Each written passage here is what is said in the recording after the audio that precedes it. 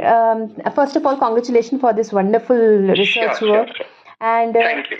so, tell me more about the significant study and the major outcomes.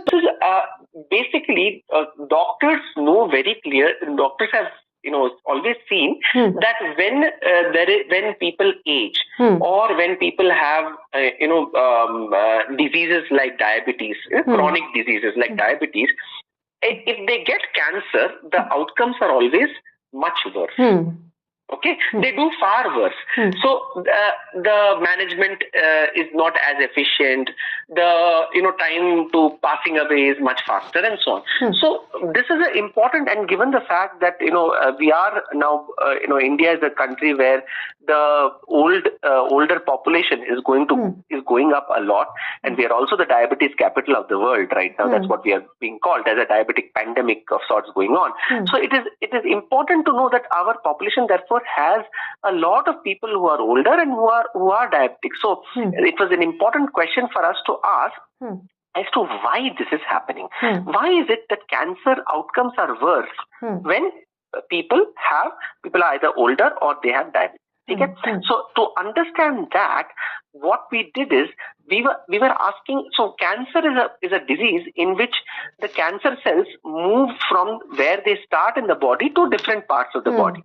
Now, this process is called metastasis, and that is the process that ultimately kills cancer patients. When somebody has breast cancer, the woman does not die because the breast stops functioning. It is because the cancer cells of the breast, they come out, move into the blood, and then go to the brain, go to the liver, and when they affect these organs, when they go through the blood and go to these new organs and then affect those organs, that is why patients die. Okay? So now what we asked is, at what stage in this process of spreading does diabetes or old age affect this whole process, worsen this whole process? So one of the questions people have looked at is, what makes cancer cells move faster than slower, and so on. We asked the question, is it that diabetes or old age makes cancer cells move into the blood at a higher rate, allowing those floating cancer cells to eventually reach those new site organs and then affect them? Okay? So the question was, does diabetes or aging worsen the entry of cancer cells from their site of origin into blood? Okay? So which is known by doctors but has not been proven experimentally in a very clear fashion. Now, how do we try to study this problem? It's a very difficult problem. We typically try to study using animal models. So we try to mimic the whole process of cancer in a mouse. But I cannot in any way try to witness cancer cells moving from the breast organ of the mouse into the mouse's blood vessel. It is very difficult for me to visualize this process. So when we have difficulties in trying to understand these kind of processes, we build all kinds of very interesting bioengineered systems in our laboratory. These systems are called chips, or they are also called organ on chips. The process is, we try to recapitulate or we try to rebuild parts of an organ on a platform that can now be put under a microscope, and we can actually see the processes happening alive as they take place. Okay, so there are very few chips that have been developed in India, and this is probably the first of its kind. It is one of the first what we call a dual organ on chip. It has one organ, which is the blood vessel, and it has a second organ, which in this case happens to be the breast cancer-like environment. So by combining these two under the microscope, we are actually able to see how cancer cells move from the site of origin into the blood vessel that we have created for it. This also uses a technology called microfluidics. Microfluidics is basically, you can attach pumps and make fluid flow through this blood vessel, just like blood flows through our blood vessels. So even under this microscope, we are having like a blood flow going on, and we are able to see cancer cells entering the blood flow from their site of origin into this blood. Oh, right.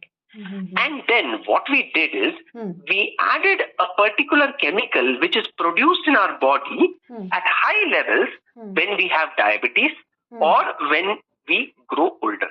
Okay. This chemical is called methyl glyoxal. Okay, right. When we added methyl glyoxal in this setup, we saw that there was an increase in the number of cancer cells entering the blood vessel. In other words, indicating that these diabetic-like conditions may be producing chemicals in our body which accelerates the number of cells, cancer cells, that can get into the blood vessel from the site of origin. Therefore, perhaps leading to a greater metastasis or greater spread of cancer.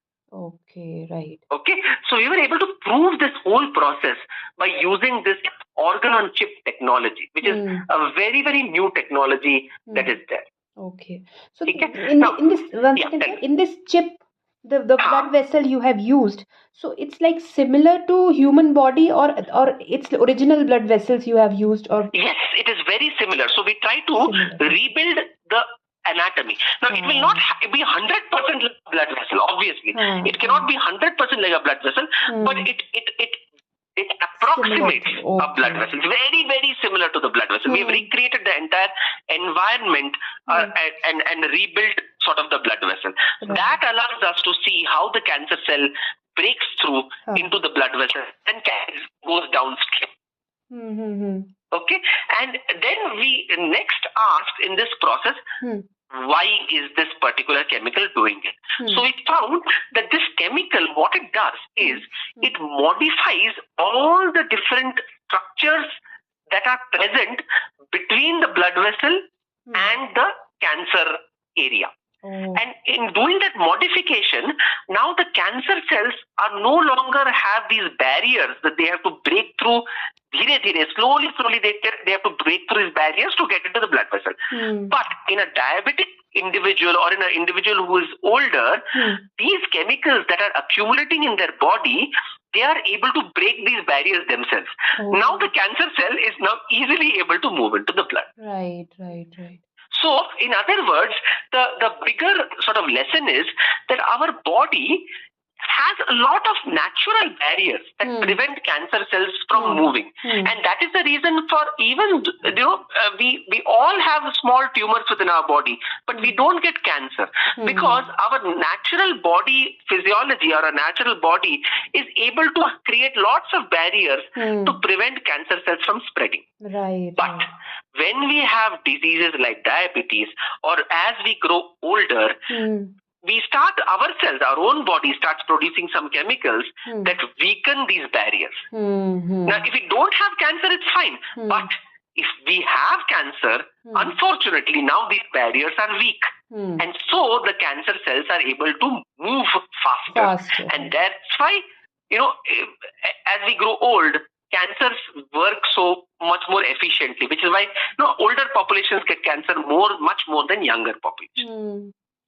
Okay, or diabetic individuals tend to do worse in terms of cancer spread than non-diabetic individuals. So that is the main message of it's a very, very important and interesting translational message. But what the interesting part of the story is, we've used this very nice organ-on-chip technology. Now, how is the organ-on-chip technology useful?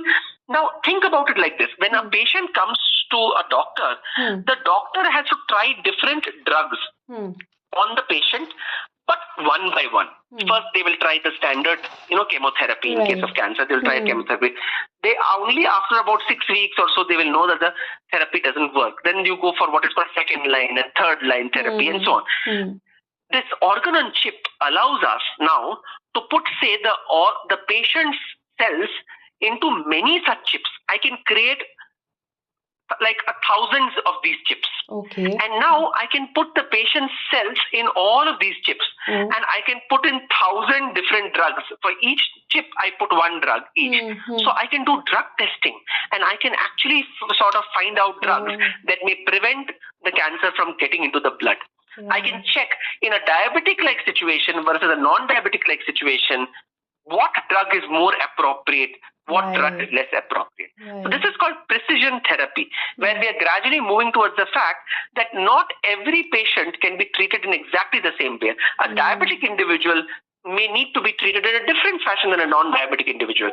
An older individual may need to be treated in a slightly different fashion than a younger individual. So this is called precision medicine or precision therapy, which we are gradually moving towards too. The West is also moving towards it, where we will be able to use these kind of chips to replicate, say, a diabetic environment versus a non-diabetic environment, and an older environment or a younger environment. And then in this process, we can study which drugs will do better or which drugs will do worse. So this would be an eye-opening research study, I would say, through which you can basically, first of all, as you mentioned, you can do drug testing.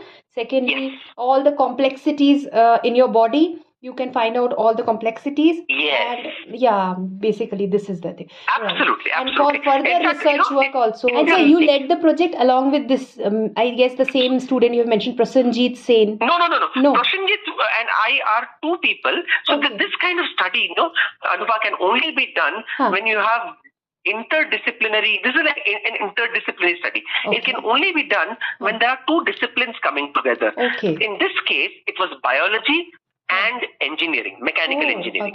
So this chip is built by engineers working with us together. So Prosenjit leads a laboratory in IISc. He is also a scientist like me, who's a mechanical engineer and who works with me to build this chip. So we brought in the biology, he brought in the mechanical engineering, and our joint student, who is Nilesh Kumar, who is the first author of the study. Nilesh did much of this work. So he is somebody who's jointly being supervised by Prosenjit and me. So Prosenjit and I are the two sort of main authors of this study, and Nilesh is the lead student of this. Okay, fine, sir. And how much time it took to complete the process? This project was actually conceived in 2000. Sorry, not 2000. 2020. We thought about this idea of organ on chips in 2020, and it took about 5 years or 4.5 years to complete. Still pretty much faster, I would say, faster pace. I would say it took a lot of time, but because such kind of technology is not there in India, there are very few groups. There's one group in Pune, I think NCL Pune, who have managed to make one chip, but it is not of the same kind of complexity that our chip has. It does not have these two distinct organs that our chip has. So, in that sense, the complexity is of a different level altogether. That's the reason why it took such a lot of time and effort. Right. And in the last, from where this idea originated to work this, to create this sort of chip? Yes. So the idea originated because we have been thinking about how can we improve health by combining by bringing different disciplines together. This was a sort of a brainstorming that was happening in IISc slightly before the COVID era. We were thinking of how different engineering disciplines can come and help health in different ways, help solve problems of health in different ways. So in that respect, at that time, this sort of technology was just not there. So in that period of time, Prosenjit and I thought, can we design some of these chips which were beginning to be made in the West? So in the West, people were trying to, for example, making chips where they can study how, for example, they were making lung-on chips. And in lung-on chips, they were studying, for example, how smoking makes things worse for lungs. So in the West, obviously, people have been started since some time.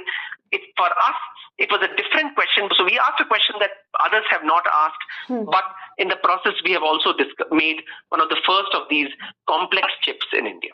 Okay, wonderful, sir. That's wonderful. I hope I was clear in what